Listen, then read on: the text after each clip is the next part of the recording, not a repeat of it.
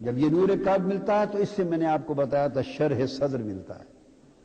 افمن شرح اللہ صدرہ للاسلام فهو علی نور من ربہ. اور دوسری طرف بھی فرمایا فمن اراد اللہ ان یہدیہ یشرح صدرہ للاسلام. تو یہاں تک مراقبہ ہوا 3. اس کے بعد 3 جب مراقبہ ہو جائے تو آگے جن جن چیزوں کا تعین ہو جائے گا، تشخیص ہو جائے گی، ڈائگنوز ہو گیا. یہ ڈائگنوسٹک سٹیپس ہیں. ڈائگنوسٹک. اب جب آپ نے ڈائگنوز کر لی کہ یہ مرض ہے، یہ تکلیف ہے، یہ خسارے ہیں، یہ خرابیاں ہیں، مراقبہ میں جب آپ پہنچ گئے اس نتیجے پر تو اس کے بعد اب علاج شروع ہوتا ہے. تو اگلا چوتھا سٹیپ ہے پھر محاسبہ. چوتھا سٹیپ ہے محاسبہ.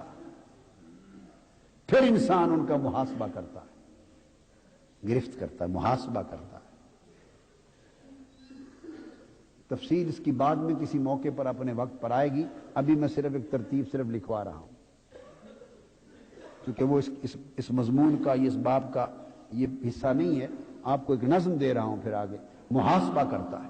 جب محاسبہ کرتا، اس کو فرمایا حاسبو قبل ان تحاسبو. لوگوں خود اپنا محاسبہ کر لو قبل اس کے کہ تمہارا محاسبہ کیا جائے. یہ معنی ہے.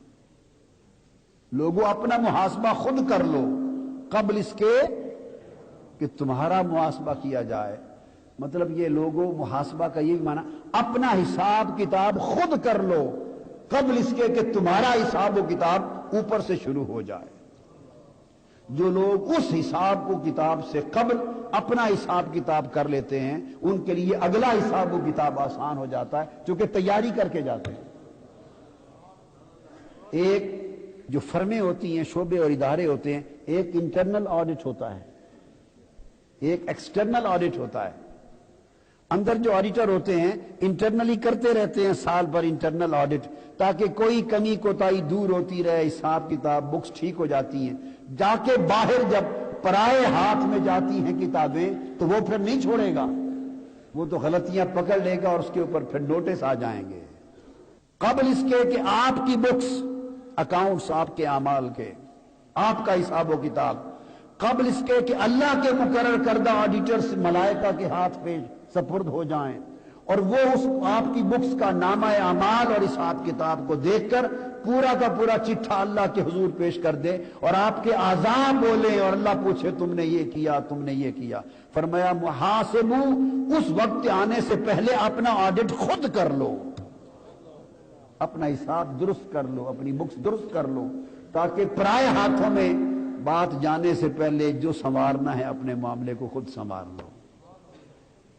یہ محاسبہ ہے. محاسبہ کے بعد جب آپ محاسبہ کر کے تعین کر لیتے ہیں کہ یہ حساب اس طرح ہے، یہ حساب اس طرح ہے، تو تب جا کے خطوط متعین ہو گئے.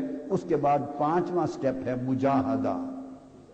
5واں سٹیپ ہے مجاہدہ. پھر انسان مجاہدہ کرتا ہے، ریاضت کرتا ہے. وہ مجاہدہ ہے، مجاہدہ نفس جس کو بولتے ہیں، وہ جہاد اکبر ہے. اور پھر جب انسان مجاہدہ کی وادی سے گزرتا ہے تو مجاہدہ کی وادی سے کامیابی سے گزر لینے والوں کو چھٹی منزل پہ جا کے مشاہدہ نصیب ہوتا ہے. پھر مشاہدہ نصیب ہوتا ہے. تو 3 مرحلے تیاری کے ہیں، 3 مرحلے عمارت کے ہیں. میں نے بتایا تھا کہ فاؤنڈیشن رکھی جاتی ہے نا، اور سارا وقت اسی فاؤنڈیشن پہ لگتا ہے، انتباہ پہ لگتا ہے. نیو جب رکھتے ہیں، فاؤنڈیشن رکھتے ہیں تو پورا وقت اس پہ لگتا ہے. جب فاؤنڈیشن تک آپ ڈی پی سی تک آ جاتے ہیں تو پھر تو معمار تیزی سے اینٹیں رکھ کے بڑھاتے چلے جاتے ہیں. بس سب سے بنیادی محنت یہ ہے کہ لوگوں ملاحظہ کرو اپنے احوال کا.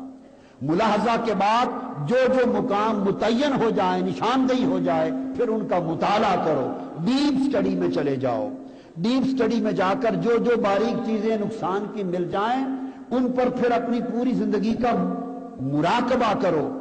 مراقبہ آپ کو اگلے علاج کے لیے راستے متعین کر دے گا. اس کو کیا چاہیے؟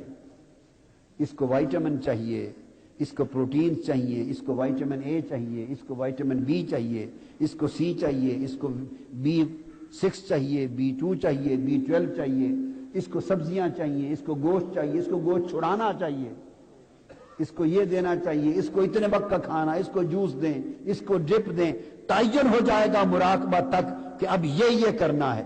جب پورے علاج کا تعین ہو جائے گا تو اس کے بعد پھر آپ محاسبہ تک یہ تعین ہو جائے گا۔ جب محاسبہ کریں گے تو محاسبہ سے آپ کا علاج شروع ہو گیا، معالجہ شروع ہو گیا۔ اس محاسبہ سے آپ راستے پر چل پڑے، مجاہدہ کیا۔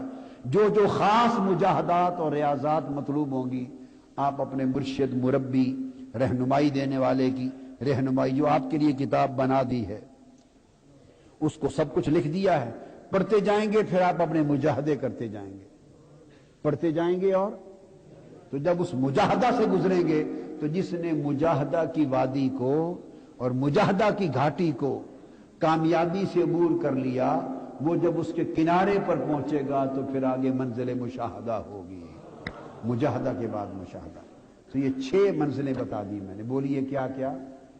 پہلا ملاحظہ، دوسرا مطالعہ، تیسرا مراقبہ، چوتھا محاسبہ، پانچواں مجاہدہ، اور چھٹا مشاہدہ۔ پھر مشاہدہ نصیب ہوتا۔ تو ابتدا اس کی انتباہ سے ہوئی، تنبیہ سے ہوئی۔ یہ تنبیہ یقظہ ہے، بیداری ہے۔ یہ بیداری تفکر سے نصیب ہو جائے تو پھر تب اگلے راستے پیدا ہوتے ہیں، نکل آتے ہیں۔ تو فرمایا زندگی کے جو ایام ہیں لوگوں، ان میں تفکر کرو تاکہ تفکر سے تمہیں بیداری نصیب ہو جائے۔ اس لیے اللہ پاک نے فرمایا الذین ان فی خلق السماوات والارض واختلاف اللیل والنہار لآیات لأولی الالباب۔ عقل والوں کو دعوت دی، عقل والوں کو دعوت دی۔ آگے فرمایا الذین یذکرون اللہ قیاما وقعودا وعلی جنوبہم، اللہ کا ذکر کرتے ہیں، مگر ذکر بغیر فکر کے کام نہیں دیتا، ذکر بغیر فکر کے کام نہیں دیتا۔ وہ تو ایسا ہے، فکر نہ کیا، فکر مراد تفکر، تفکر نہ کیا، ذکر کیا تو اس کا مطلب ہے پٹی آنکھوں پر باندھ دی، ایک نابینے کی طرح بس ایسے چلتا جا رہا ہے جیسے، اور اس کو کچھ خبر نہیں کہ کس راستے پر جا رہا ہوں، کتنی منزل طے کی ہے۔ ممکن ہے وہ بیل کی طرح وہ اسی ہی جگہ چکر لگاتا لگاتا زندگی گزار دے۔ ذکر نور دیتا ہے، تفکر بیداری دیتا ہے، راستہ دکھاتا ہے۔ اس فرمایا وَيَتَفَكَّرُونَ فِي خَلْقِ السَّمَاوَاتِ وَالْأَرْضِ، اور پھر وہ ذکر کے ساتھ تفکر کرتے ہیں۔ کیا؟ تفکر کرتے ہیں۔ یہ تو زمین و آسمان کی تخلیق میں تفکر ہے نا، اسی طرح فی انفسکم افلا تبصرون، اپنی جانوں کے زندگیوں کے اندر تفکر کرتے ہیں، کیا کھویا کیا پایا، زندگی میں تفکر کرتے ہیں۔ تو تفکر جو ہے اس سے بیداری کا راستہ نکلتا ہے۔ یہ تفکر جو مراقبہ کی میں نے بات کی،